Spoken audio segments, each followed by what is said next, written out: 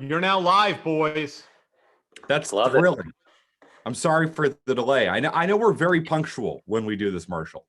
Yes, we try to be. Yeah. Don't worry, I won't dock your pay for the slowdown. Technical issue here. You know, I've got this brand new fancy 2019 MacBook that my work gave me. It's marvelous, and today it wouldn't start up. Literally would not start up. But we're here. There you go. Hey, I gotta be honest. I've been seeing clips of that Ricky Fowler podcast you guys did. That blew up a little bit. That's pretty good. The Rory McIlroy. Yeah. No, it's huge. It was huge. We've gotten a gazillion downloads, a gazillion hits on that. My full-time real job is this company called Whoop. We're we're kind of a fitness tracker. Think Fitbit, but way better type of thing. So you've got one of your trackers there, Marshall. Marshall, you're like the kind, you're the perfect person for these fitness tracker things because you're getting healthier. We've heard about your kind of journey. And yes. What do you think of fitness trackers? Well, I'm very happy with the Fitbit that I'm wearing, but if Poof wants to send me a free one, I'm more than happy to give it a try. This is our first sponsor. This is pretty good. Yeah. I don't know if they're thrilled by it or not, but I'll pass it on. Well, actually, I think it might be our second because I don't know if you happened to see me and Riley both show up with Kowloon hoodies last week when we were doing the show, and I told him actually on the air, so to speak, that had he shown up on time, because he, like McCarthy, was a little bit late, had he shown up on time, I would have made him change because I wasn't going to change my top, but I wanted him to change his. But by the way, as long as we're saying that we're being brought to you by the Kowloon, know that the Kowloon is opening back up. They were closed for a week. They are completely clearing everything out. They've cleaned everything. They've actually redone woodwork and redone carpeting. And they made the TV news all over the place this week because they're going to go with the car hop service. I saw that. And they're doing that unbelievable. So let me be clear before I say this, and then I'll get out of the way because I'm not really part of your show. If you'll note, it's called McCarthy McKone. My name appears nowhere. You're just our tech guy, Mark. Yeah, that's all I am. I'm the producer in the background. I am all for what the Kowloon is doing. I will, and I told Andy I will be first in line to pull my car up and be car hopped. I don't think they're going to wear roller skates, but I wish that they were. And I don't know if you're familiar with the Kowloon. Of course, you gentlemen are. The parking lot is actually a hill that heads right toward Route 1. So maybe you don't want to have waiters and waitresses on roller skates because that could go badly pretty quickly. You're going to get some sort of net, yeah. But as a parent who has gone on many a road trip in the minivan, I am intimately familiar with eating in a car. I just don't know that's something I aspire to do for fun, unless I got like some 1950s convertible or a camper, like something like that.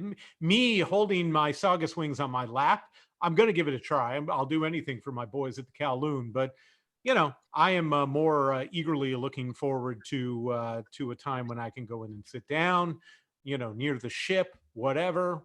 That's what I'm pumped and jacked for that time to come.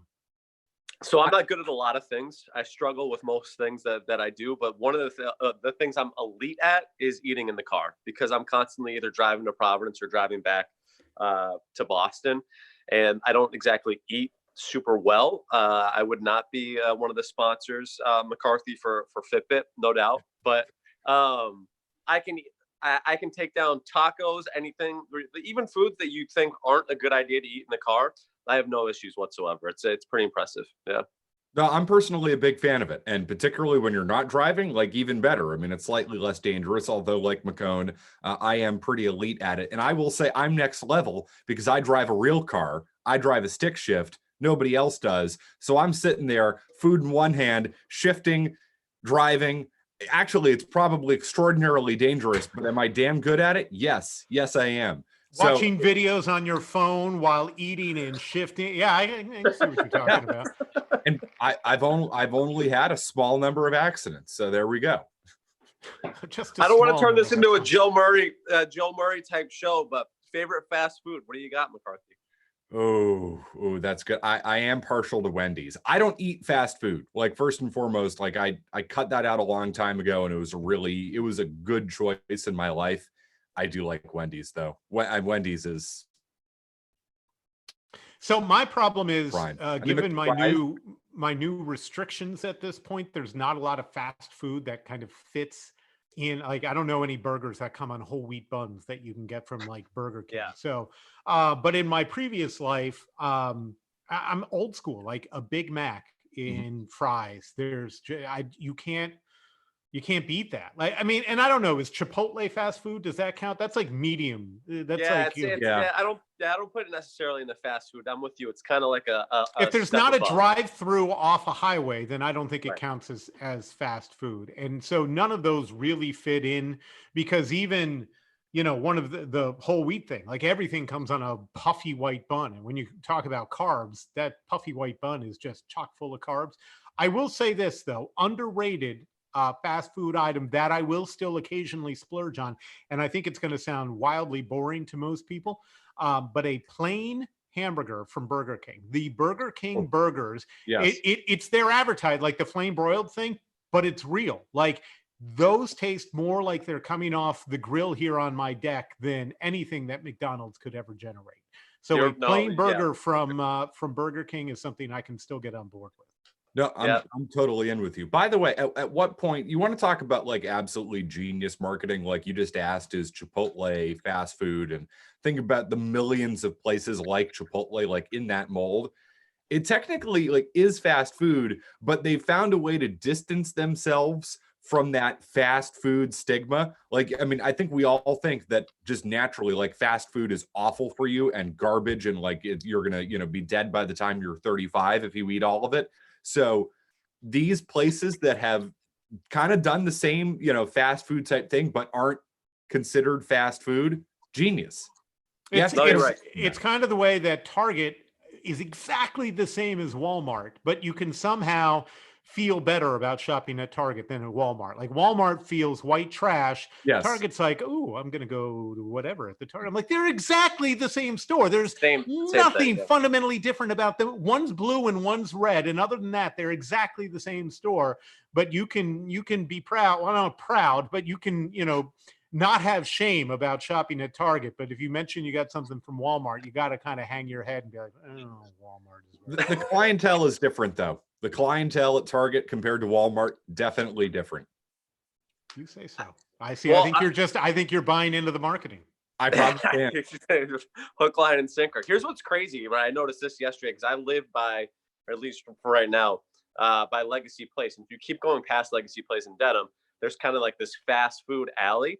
And I was coming back from work last night around 8:00. And apparently during the pandemic, the thing to do is go to Chick-fil-A, McDonald's, or Burger King, because I'm not exaggerating. I took a video of the Chick-fil-A line. It didn't come out great, so I didn't tweet it out. But you were looking at a minimum, I'm not exaggerating, 45-minute wait for Chick-fil-A for the drive-through last night at like 8:00. I really think it's like a destination. Like, let's get out of the house and go get drive-through somewhere. It's funny you mentioned Chick-fil-A, because I am no Chick-fil-A fan, again, because I can't. The thing that I loved from them were the cross-cut fries, but yes, that doesn't fit. My daughter, a tremendous fan of Chick-fil-A, and so she wanted it yesterday. And there was one at the North Shore Mall, and we hadn't been at any point during this pandemic. And so we were unclear, like, do you wait outside the door? Clearly you're not going in to get it. And she ordered online.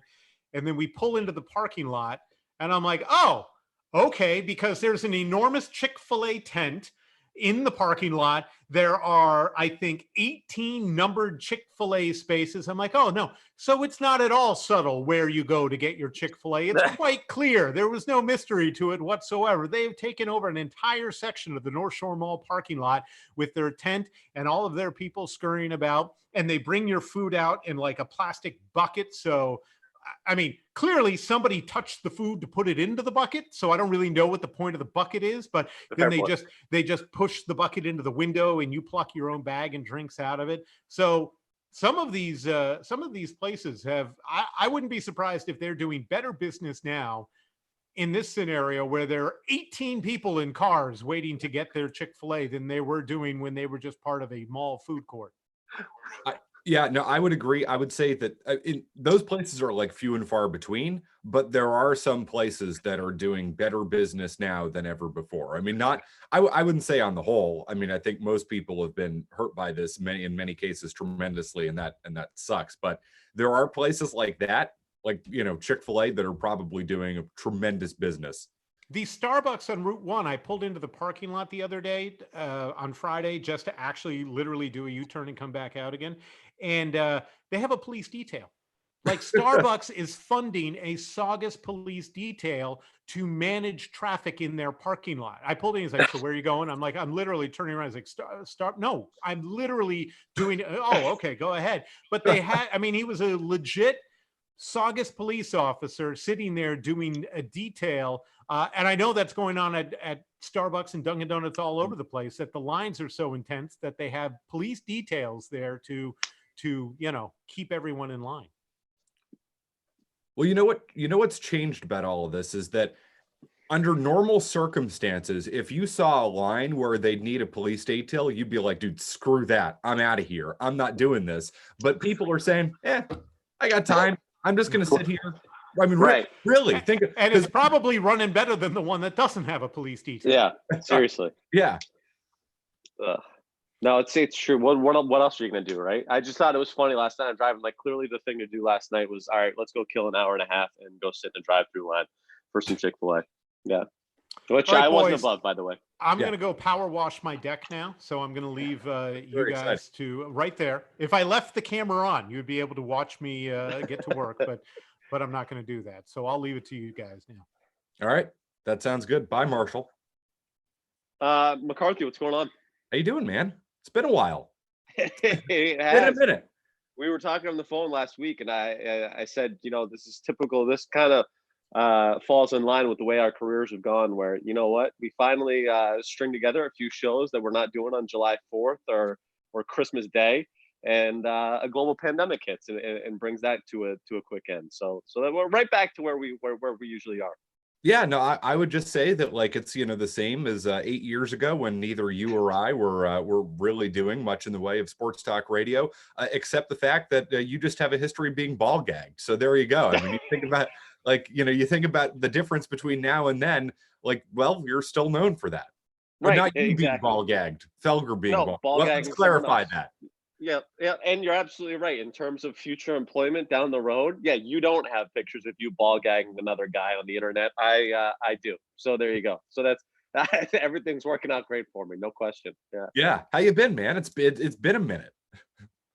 It's been wild. I haven't been in the 98.5 studios. I mean, I think some people understand. Look, we're not full time. We're not Monday through Friday like Zoe and Beetle and Felger and Mass and stuff like that. But generally, I'm in that building 2 to 3 times a week. And when you have, especially for us, it's weird when I get a weekend off. I would say once, maybe every 6 months, I wouldn't work on a weekend.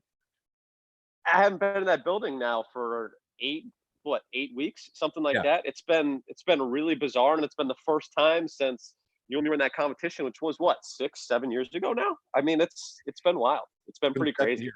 Yeah, and to be clear, I mean, I think what they're doing is totally 100%. They're trying to limit the number of people in the studio, which is, I think, totally fair. And I mean, listen, if you've watched the Weekenders at all, or if you've seen me on Twitter, you know how I feel about this. I'm like, team, shut it down. Let's keep everybody safe. See you later. I'll emerge, in 3 months. That's fine. This really doesn't faze me.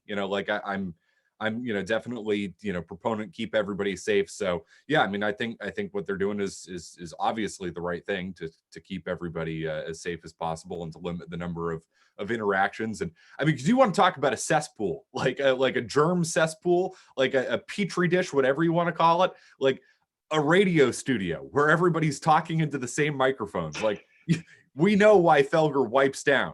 We know why people, carry in their own pop filters, which are those black microphone. It's this is why people like Nick Cattles carry their own and take pop filters off and put them on and all those things. I was thinking about that. I'm gonna have to actually maybe go out and get that, because you're right. There's nothing like walking in on that Sunday 6 p.m. shift after a whole weekend and Friday night and Zone Beetle on Friday and stuff like that, and then walking into those studios, like to your point. So yeah, it's been crazy, but like I said, it's been, obviously the right thing to do, but it's been weird not seeing, you, Joe Yep. Murray, Marshall, everyone that again, you see on a weekly basis now for a few weeks. It's been pretty different.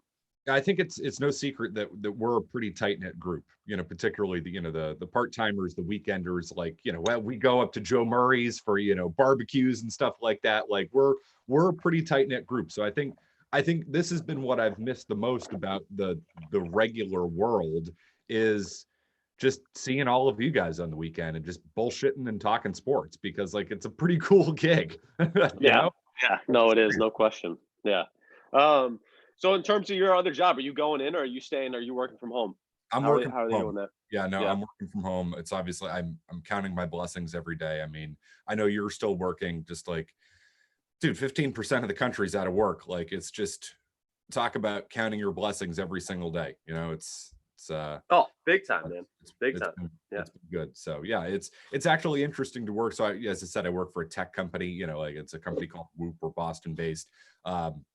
We're obviously a fitness tracker, so we're on the fringe of the health field. So it's like this is obviously a massive time for us, and anybody in that type of field. It's so different than the radio world, where it's kind of like, all right, we'll see you in a few months when we can all go back into the studios.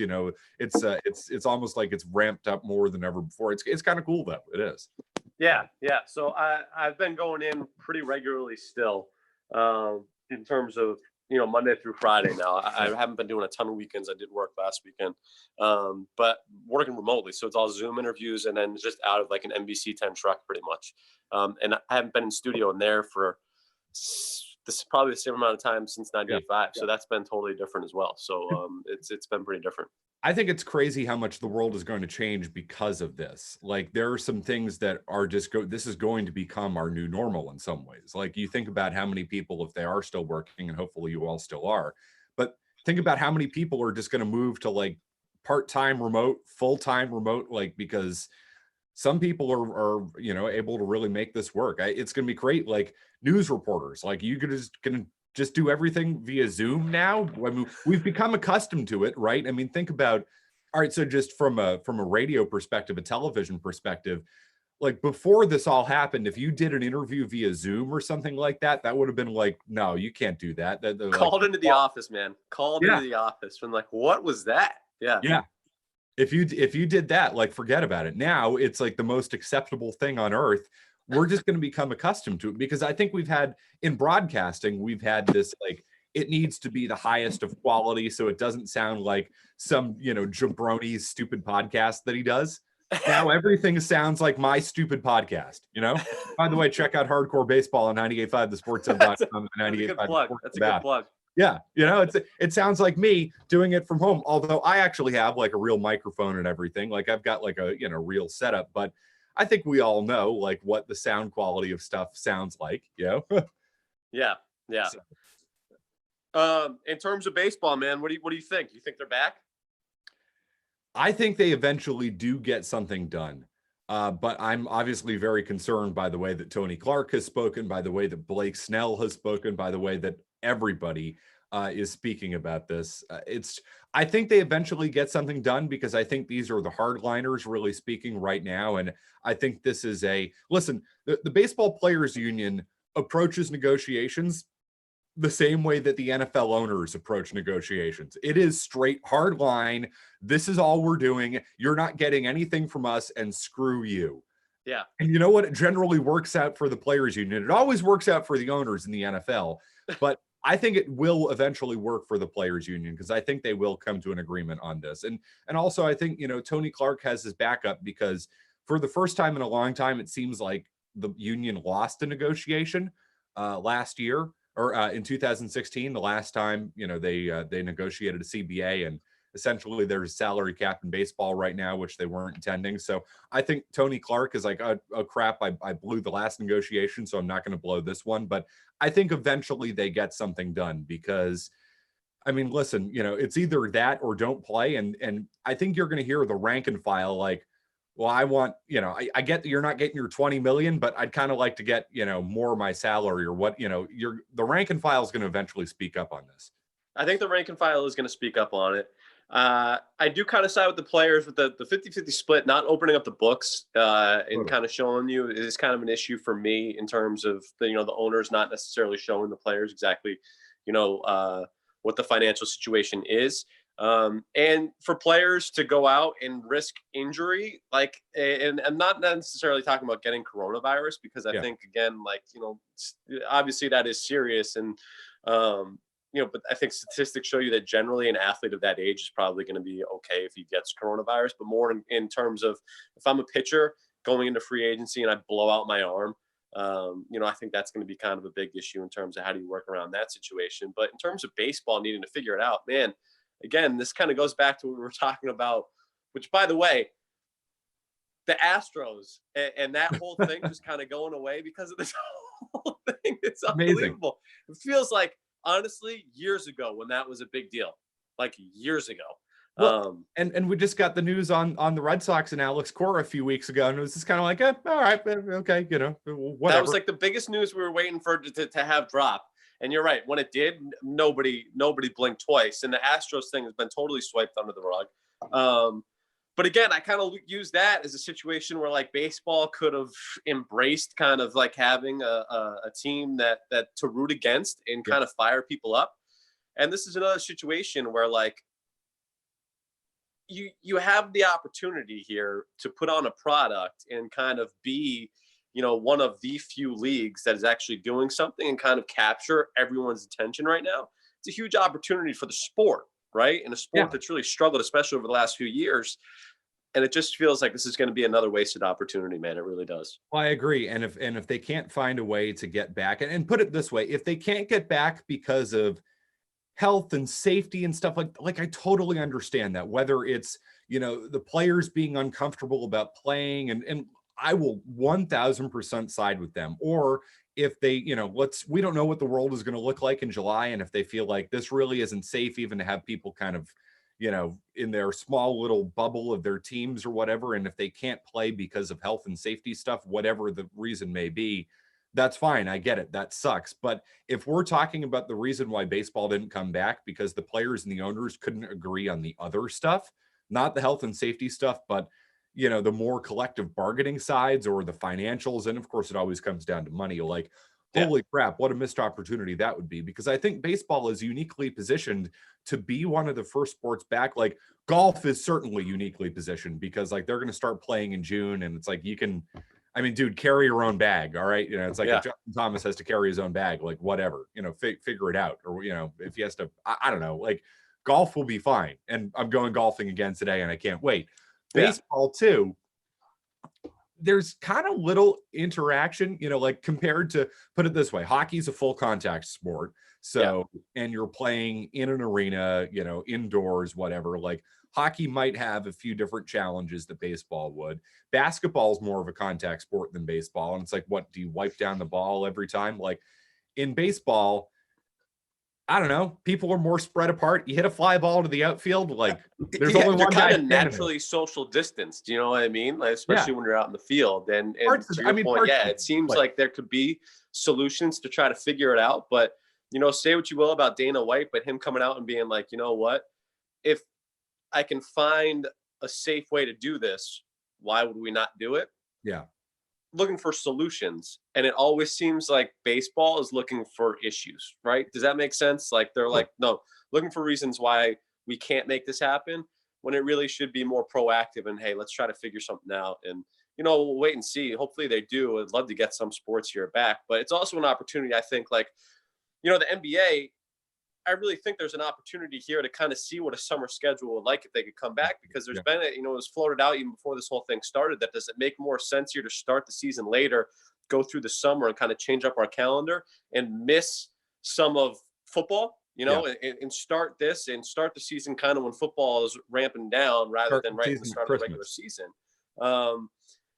And, it doesn't sound like it's going to happen, but man, some stuff was floated out about potentially like one and done tournaments in the NBA. And if you had like an NCAA tournament style thing where you get knocked out after one game, I would love that. It would certainly cheapen championships, but it's an opportunity to try different things. And if there's a sport that needs it more than any other sport to try out new things and try to re-energize it, man, it's baseball. It's baseball. It totally is. And of course, baseball is looking the way you described it is perfectly is they're not looking for solutions. They're looking for issues. Like the solution is let's find a way to play the game safely and restart the sport in a time of a global pandemic. Like that's a solution. Looking for issues is haggling over the financials or, the collective bargaining stuff. Like, but to your point as well, like think about the good things that can come from baseball. And we were just talking about like the changes that we're going to see in the world in general. Like the NBA, I guarantee you will embrace a new change out of this, whatever it may be. They're always looking for creative solutions. And I think, this is what the NBA has been very good at for a long time, is the NBA has been revolutionary in many ways. Like even just going back to the draft lottery, like the NBA draft lottery was a revolutionary concept at that time. Look at freezing envelopes, revolutionary. Yeah, absolutely. 1000%. Whereas baseball, and don't get me wrong, like I say this as a baseball purist, a traditionalist. I like double switches. I like pitchers hitting. Like I like bunts. I like stuff like that. Like, but when I'm saying that the game needs to find some new things, I think that should carry some weight because I like the traditional aspects of the game. No, it's a great point. It's a great point. It does need new things. And, again, like even like the NFL and doing the draft over Zoom. Baseball, I mean, obviously the MLB draft isn't as big of a deal for a number of reasons. Notably the fact that prospects then go to single. I know, it's not instant impact like that is, but just, it doesn't seem like Major League Baseball is a league where they would try something like that. And maybe I'm way off base with it, but it just doesn't seem like they have revolutionary or forward-thinking people in that organization trying that type of stuff. No, and the players are also obstructionists, which is the problem. And don't get me wrong, I'm generally team player. I shouldn't say I'm generally team player. I'm always team millionaire over team billionaire. Yeah. Yep. It takes a lot to get me to side with owners in sports because I generally think owners in sports are, out to, listen, I guess everybody's, looking for numero uno, and the players are certainly doing that here too. But the players are so like, I mean, just think about not even when it comes to money stuff and getting yours, and which I can, trust me, sort of understand from a perspective. Like, I think we're all looking out for numero uno. So I don't think that makes the players all that different. But when you talk about like pace of play stuff, it's like, guys, you're so tone deaf. All right. You have to understand that people just don't have the time to devote to a 3.5 hour game. And it's not just the fact that it's a 3.5 hour game. The reason why it's taking 3.5 hours is because you've limited the action in the sport. I know that a ground ball to shortstop isn't like the most exciting play in all of sports, but because, it's all these 3 true outcomes, home run, walk, strikeout, you don't have the ball put in play. Like, I think you realize it. The double play is dead in baseball because nobody puts the ball in play. So it's like the players don't understand that it's like pace of play and all this stuff that they're just so tone deaf that people are trending away from the sport for these reasons, but they're so quick to be like, baseball, love it or leave it. Well, I love it, but I understand why people are leaving it. And this is an opportunity to improve the game. And I'm just concerned they're not going to do it. I was listening, I forget what podcast it was. This was a couple of weeks ago, and they were talking about the 03 series because the Game 7, the Aaron Boone game was on ESPN. And they were kind of talking about the rivalry back then and how intense it was for the Yankees and the Red Sox. And it's never going to get back to that, obviously, because, the Red Sox in 04 break the curse. And that's fair. And that certainly has something to do with it. But I would argue too, man, and we've had this conversation before, but I really think still the Red Sox were the team in terms of, just growing up, listening to sports talk radio and being a nerd like me. Like, I wanted just to break down the night before in terms of the Red Sox through like 07, definitely 2008. Absolutely. Cause that's when Manny gets traded for Jason Bay, right? Like, I go leading up to the trade deadline, forget about it. Like, that's all I wanted to talk about when it comes to sports. And that's well past 03, 04, which granted, I mean, like, the rivalry was at an all-time high at that point, and it was a little different, but I still Red Sox the whole way. And then it really, I feel like after 08 and probably in like 2009, it started to switch. And then really for the last, I mean, easily since we've been at 98.5, Matt, it has been Patriots by a mile, and the Red Sox have really taken a back seat. And I'm not sure how you kind of regain it, if it's even possible right now for the Red Sox to do that. But it's, I mean, they're well behind the New England Patriots right now. There's no doubt about it. Well, let me ask you this, and this is a discussion that's been had on the station in the last few days and talking about the secondary market. Like, all right, so the Patriots have been kings of this town for the last 12 to 13 years, definitely, and co-kings, however you want to call it, with the Reds. Like, you think about 07. I mean, Red Sox win, Patriots go to the World Series. I mean, that was when it really shifted, I feel like. But the Red Sox were like, it was 1-1A in 07, right? Yeah. I will say that, but I will also say that if you go back to 2004, and I remember distinctly when the Red Sox were in the playoffs, and you're looking at the Patriots in the middle of a regular season going for their third Super Bowl in 4 years, and people were watching the Red Sox, I think, at Gillette during one of those games. I think it was like a day game, and they were like, yeah, no one was paying attention to the Patriots. Like in 2004, despite the Patriots being in the middle of a dynasty right there, they were not the same. 2004 was all Red Sox. It was still a Red Sox town. And, it's funny, Ted Johnson has talked about that.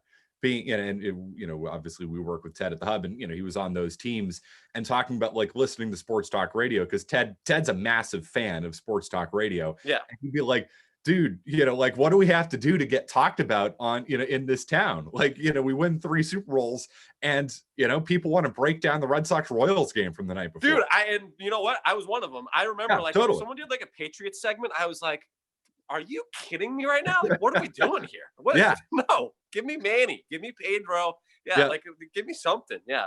No, it's totally true. But I think that gets into the discussion. Obviously, the Patriots have been kings here for so long, and rightfully so. But it did take literally, arguably, the greatest team in the history of North American sports, and like the greatest run ever, to turn this town from a baseball town into a football and a Patriots town. Like, it took Tom Brady and Bill Belichick on the short list for greatest of all time in any sport anywhere to make that happen.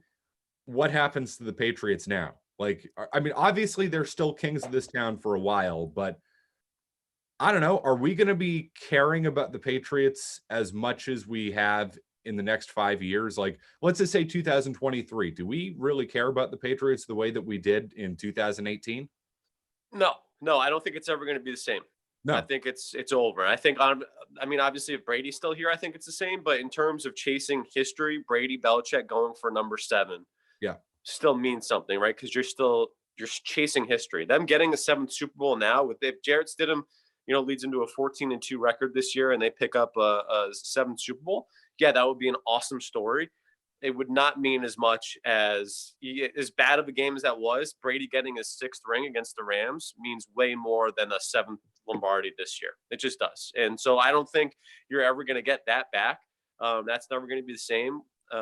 But they can still obviously be a really productive. I still think the Patriots are going to own Boston in terms of the professional landscape, but no, it's not going to be the same as what it was. It's just not. But there's an opportunity for the Bruins, the Celtics, and the Red Sox there's an opening for them that hasn't existed in a long time. And I think it just also speaks to, and you were talking about the 03-04 Red Sox, like, think about how many perfect storms of sports interest, of sports moments, of sports whatever you want to call it, in the last 20 years. Like, Red Sox Yankees 03-04 will never be repeated, because it was the perfect storm of chasing the curse. The Yankees were coming off a dynasty. They had, beaten the hell out of you for 80 years type of thing. Like, you can't recreate that. And the same with the Patriots and Brady and Belichick. Like, you can't recreate the turning point for me was 07. Is they go 18-0, and I was so invested in that team, and they lose. And then it was almost a sickness for me for a long time with the Patriots. Like, I literally wouldn't miss a snap. I wouldn't miss a snap. And if I did, I'd freak out. Ask some of, my old girlfriends or whatever, like, during that time, if I missed a snap, or my friends, like, they were mocking me. It's like, dude, I need to watch this. I can't, like, ugh. No, you know what it was too, more than anything, it was the fact, like you said, so 2007, the perfect season, and the Patriots, all they do is win, right? And then you don't get that. And then 2008, Brady gets hurt. 2009 is that disaster of a season. 2010, 14-2, and then they get blown out. Then they lose to the Jets, right? And so then you're like, wait, is Brady really going to finish his career winning 3 of the first 4 Super Bowls in his first, 5 seasons, and then all of a sudden wind up with 3 Super? Like, you wanted that 4th ring so badly, and then 2011 just added to that again, and then by that time 2014 hit, man, I'm with you. Nobody wanted a Patriots Super Bowl more than me by 2014, and then the way that they did it with the Malcolm Butler thing, and then just continuing to roll it in 2016, and then the Rams one was certainly like gravy on top of everything at that point. But it was a perfect storm. The Red Sox stuff too, you're right. Like, you forget how many backstories. The A-Rod trade, Schilling, getting your heart ripped out in 2003, which is really the first like legit sports heartbreak that I probably had. And like that our generation do it. Easily. Yeah. So it's an opportunity. Red Sox certainly aren't in a position to capitalize on it right now. No. I'm sorry, but they're not.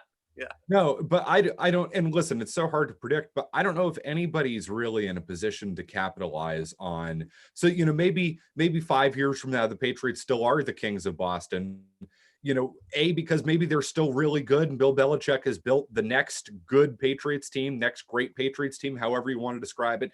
Maybe they're still the Kings because football's still king. And, there certainly is that element, but maybe it's also, well, you know what? This was a Red Sox town for so long, and it became not a Red Sox town because the Patriots literally took it from them because they were the greatest team in the history of football.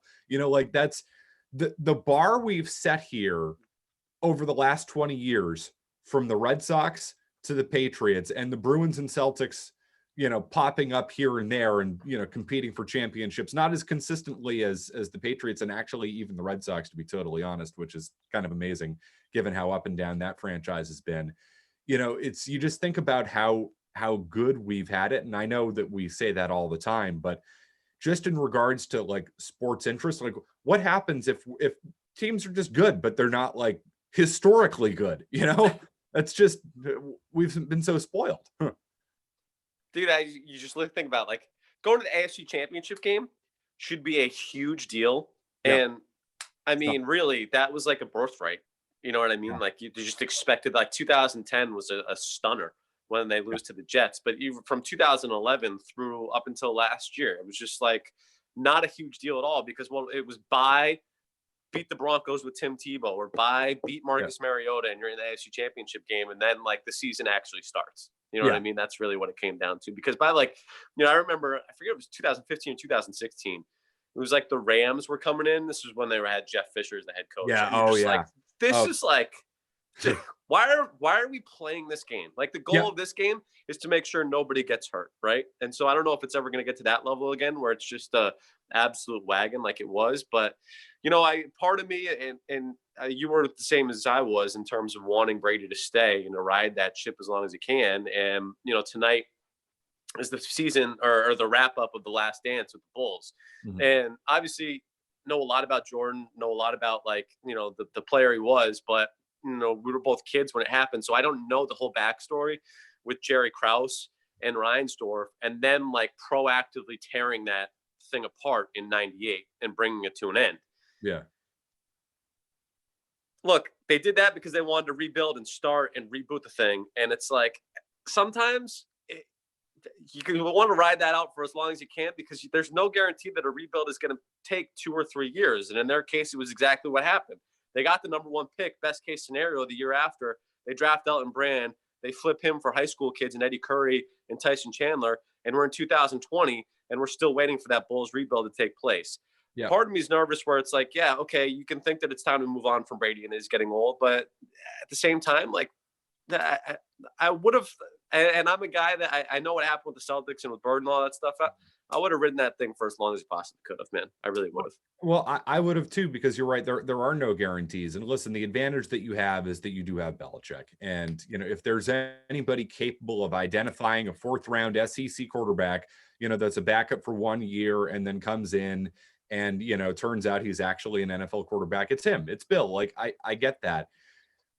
But I'm also not convinced. And I don't think anybody should be convinced. And listen, it's, I guess I guess people would say, oh, you're a doubter and you don't believe in Bill. Well, you know what? It's a tall ask. It's a really tall ask. And let's not ignore the fact that it's a tall ask. All right. Like, you got to get it right. And getting it right is hard. And listen, Bill did that. He gets it right more than anybody else, but it doesn't No doubt. mean he's perfect either. So, like, if you put it this way, if you're wrong about Jarrett Stidham, where are you? I mean, seriously, where are you? If you're wrong about him, and all right, well, how long does it take to find out that you're wrong about him? Like, picking the next quarter, people are just like, oh, well, you need to move on because you need to get the next quarterback. That's a great concept, but executing that concept is extraordinarily difficult, even for the greatest coach in the history of the NFL. Because if it turns out that Jarrett Stidham can't play, then all of a sudden you're back in the draft, or you're back in, getting a Andy Dalton or something like that. Like, dude, there are no guarantees. And you know what? Brady is still a surer bet. Like, you're still, put it this way, I'm more convinced that you get one good year out of Tom Brady than you get 5 good years, or that Jarrett Stidham's an NFL quarterback. And maybe he is, and that's fine. And I guess you have to make that decision eventually. But when you do, you damn well better be right, because if not, then you're restarting everything. And then you're not going to have the Devin McCourties of the world, or the Dante Hightowers of the world, or the good pieces that you still have, Joe Thuney, Shaq Mason, like, the leftover remaining core of this great Patriots team, they might be getting older, but they're still here, but if you don't hit on the quarterback now, then 2 years from now, that core is gone and you're rebuilding everything. It's scary. Yeah. It's a scary thought.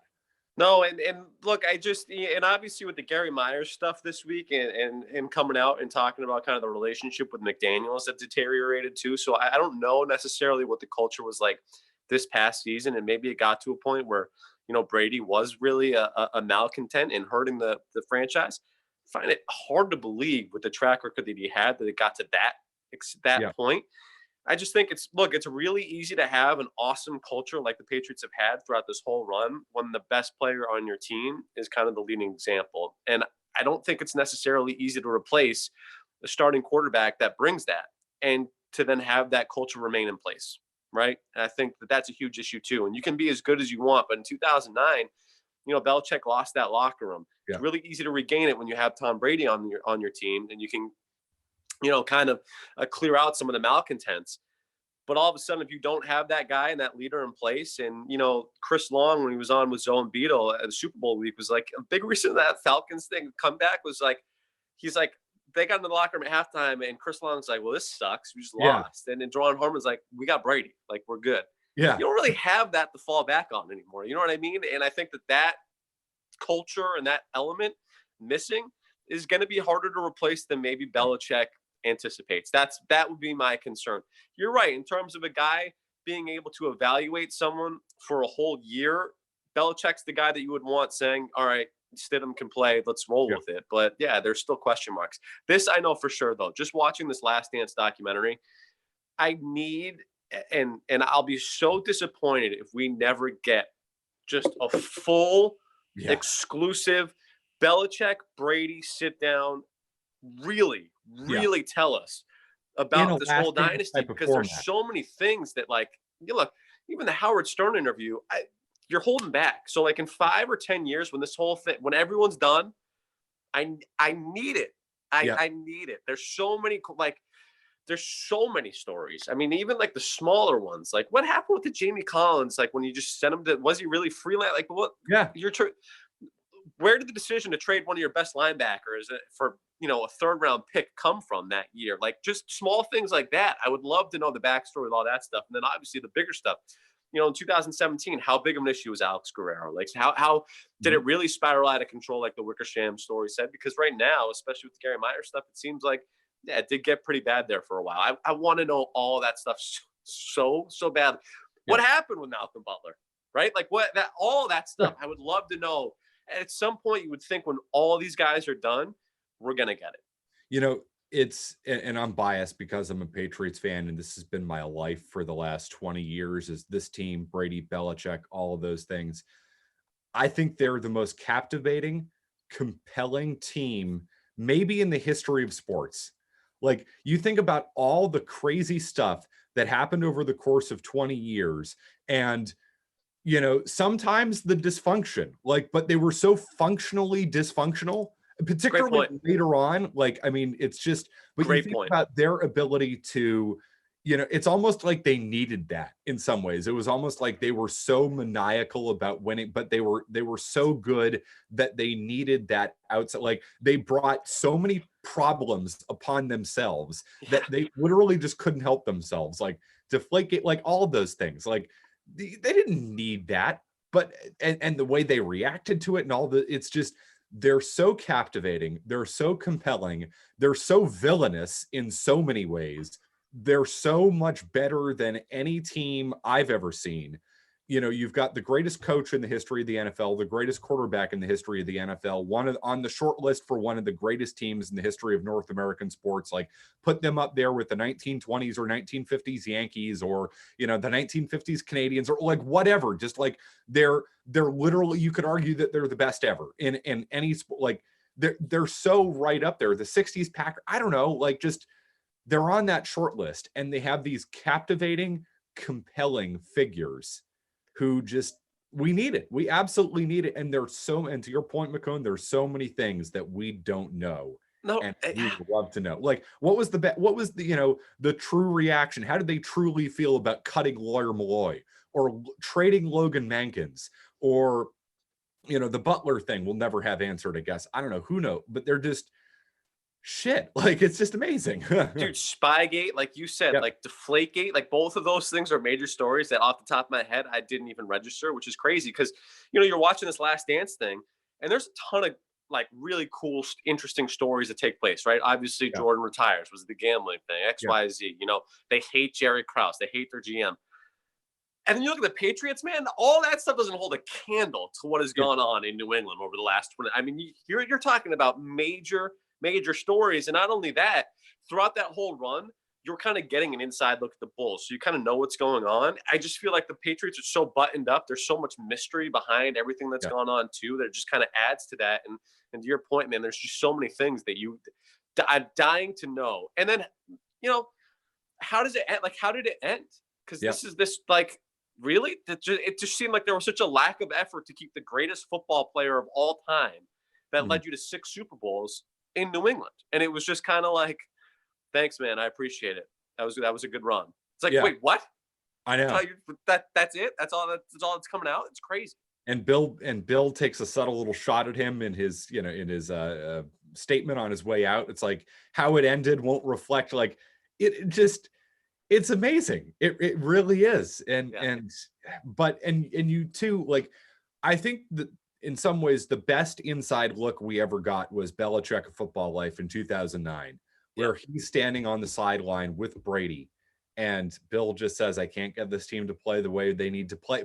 And he and Brady are so on the same page there. I mean, think about the difference between that and now. Like, would you have ever gotten a clip like that now? Like, I don't know what happened over the last 10 years. I mean, it's just, did Brady feel like the organization hung him out to dry with Deflategate? Probably, and he should probably rightfully feel that way. But I don't know.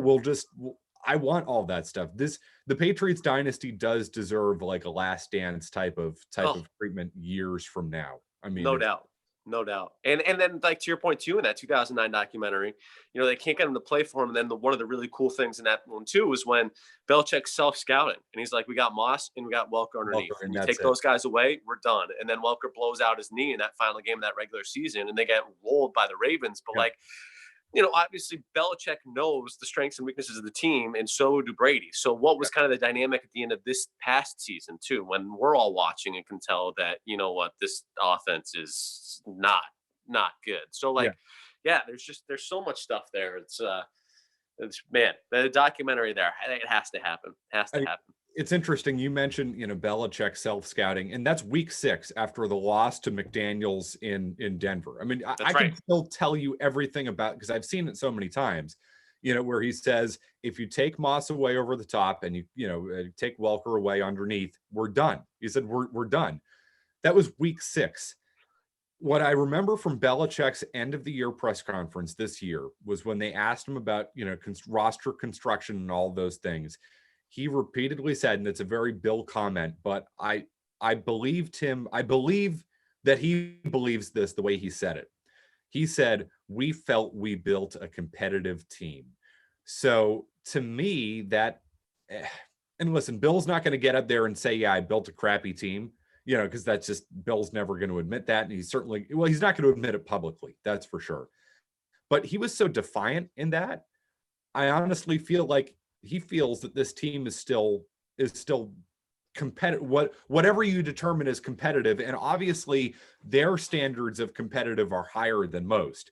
So, was that, looking back on it, was that a shot at Brady? Because he lets Brady go and he feels like Brady didn't buy in. If he feels that they built a competitive team, did he feel like Brady was holding them back? Right. That's a fair question too, right? Obviously, the defense wasn't all world, but you're looking at an elite defense in 2019. It was. You say Right. what you will. And I know that they didn't make the stop against Miami and stuff. It's still an elite defense. And so was Belichick looking at like, man, Brady, look, I know you don't have a ton of weapons, but we're also not asking you to put up 2007 numbers, Yeah. So I don't know. It's interesting, but yeah, a lot to still uncover. And this season's going to be interesting, but it's not going to be what it was during the Brady Belichick era. I mean, I guess that's kind of what we're coming full circle to. That whole run, that like we're just every little thing you're paying attention to. I don't think that you're going to have that type of engagement and that type of enthusiasm from the fan base, even though Belichick's still here. Yeah. In fact, Brady's not. And then a huge, you look at that second run. Gronk, Amendola. I know Edelman's still here, but it just seems like that's kind of phased out. Similar to kind of what you got with the Red Sox, right? 04 and then 07, you still had some of the guys, and eventually when it kind of gets totally cycled through and all those guys are gone, and they're still elite in 2013 and 2011 a little bit before the wheels came off. It just wasn't. I feel like even in 2011, by that point, it wasn't really the same. Right. And I think what makes it different, I know we got to go here soon, but I think what makes it different is you don't feel like they have a chance to win a Super Bowl. Whereas, I mean, for the last 20 years, you're like, well, they've got a legitimate chance. Well, it's not only that, Matt, but like, honestly, going into the year and going into last year, I'm like, I don't know if they have enough on offense. What are we doing here? Because the expectation was to win a Super Bowl. Right.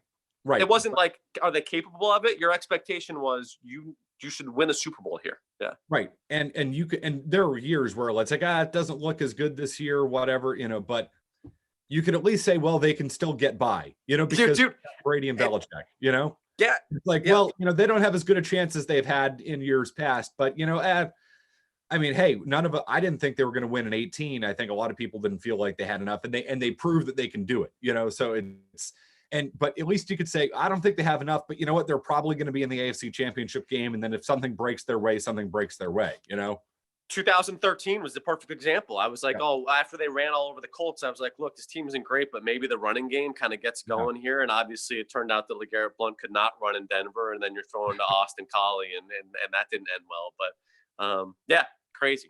Yeah. So I don't know. It's going to be a different year in Foxborough, no doubt about that. Most importantly, because there's probably not going to be fans there, and also Brady's not going to be there either. Yeah. Man, hey, it's been real. Marshall, welcome back. I'm back. Yeah, welcome. You seem a little out of breath. I've actually, instead of power washing the deck, I've got this whole patch of land back there that is mine but is unused. So I decided to just stick the lawnmower in there and go to town. There you go. I tell you this: don't ever loan me your lawnmower. That is the lesson to take away from what I'm choosing to do with my own lawnmower, because I'm sure the lawnmower isn't happy with my plan. Yeah, that sounds good. But it's been real. Thanks, guys. Appreciate it. We'll talk to you. Yeah, sounds good. Hope to see you all soon. Soon, I don't know what soon is, but hopefully soon. Seriously. All right. See you. Appreciate it, guys.